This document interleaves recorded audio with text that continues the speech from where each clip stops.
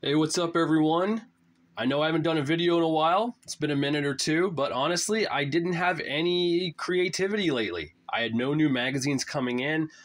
I haven't really even, I don't know, I just haven't really been into it. And it's nothing, I mean, I love wrestling magazines. I think I just hit it a little too hard there. I had to take a step back. I ended up getting back into the Masters of the Universe stuff. I started buying some of those action figures from the cartoon line, so that kind of put the magazines on hold. But I haven't forgotten about this channel. I haven't forgotten about the magazines. And a question that keeps coming up in some of my videos is in regards of stuff like this.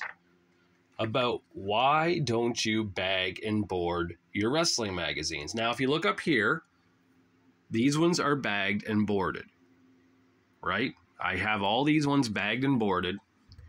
And I did that because they're older. Like this is from November 81. This is from winter 1980, June 82, or July 82, sorry. That's July 82. This is the first ever edition of the wrestling yearly things, like Wrestling 83, Wrestling 84 and such. There's the first Pro Wrestling Illustrated, the first Victory Sports Wrestling, the first Wrestling USA. So yes, I do have some of these bagged and boarded. Now, these ones here, right? You got these over here. They're all loose. These ones are loose. And of course, all of that, all loose. And people always say, like, why don't you board and bag them all? Well, okay, I could do that. I could do that. And you know what I would have? I would have a lot of bags and boards and a lot of money wasted, because that's a lot of money to buy on those things. And I just don't want to put money into it. I just don't.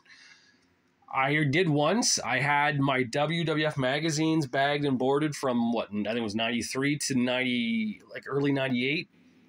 And that wasn't too bad. And because, you know, I can only do it one time. I went out and bought 100 cardboards, 100 bags, boarded those suckers up, and I was good to go. When I did do that, I found myself not looking at them either, because they're in the bags and cardboarded, right? I just never bothered to open them up and look at them. I don't ever plan on really opening these up and looking at them, because they're from an era that I didn't watch. I was born November 1980, so anything here, I was too young to have seen, and you know, I just don't have any memories of that era. My memories are from like 85 and 86 up, you know, till now.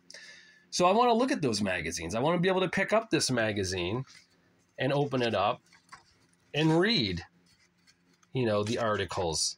I want to be able to read what Larry Zbyszko's having to say here. I am the greatest star the sport has ever known, but because of a bunch of self-righteous hacks, I won't be remembered that way.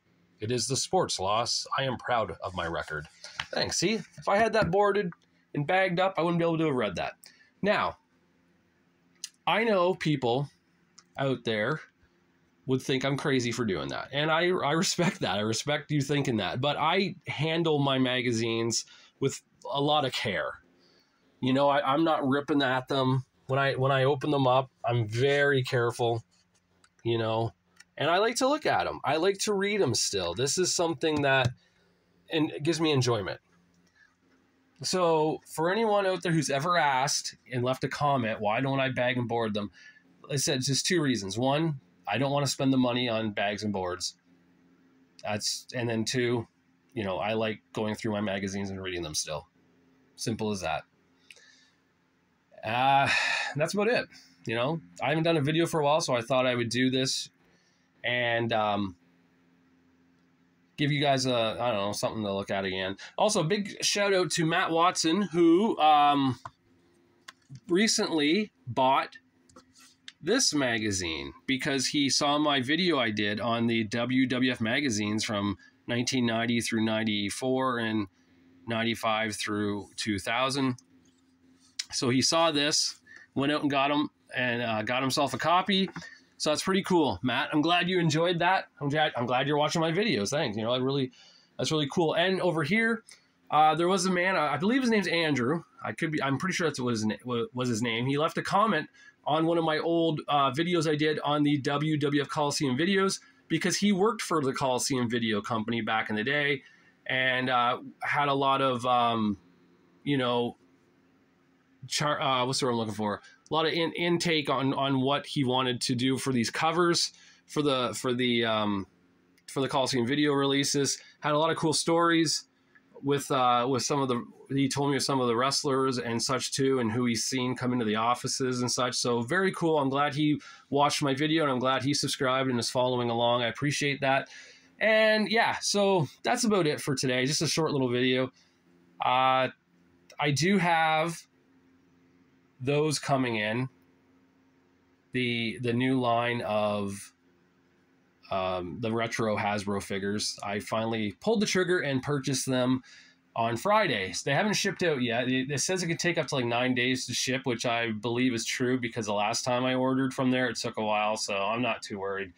And oh yeah, I took down the Victoria Justice photos and put up some wrestling photos I printed out at Walmart, which was a quite hefty price there. Those, to print out a 8x10 photo now from Walmart is $4 and some change. It's ridiculous. So yeah, I'm not doing that again. That's done now.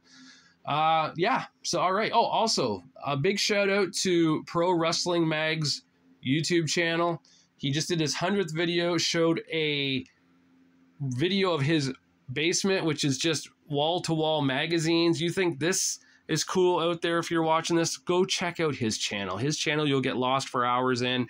Has the latest video is like an hour and 40 minutes of just magazines galore. So I hope you check out his videos. And once again, congratulations, Pro Wrestling Mags, on your 100th video. Way to go, buddy. All right. This is it. Until I do my next one, I'll talk to you guys later.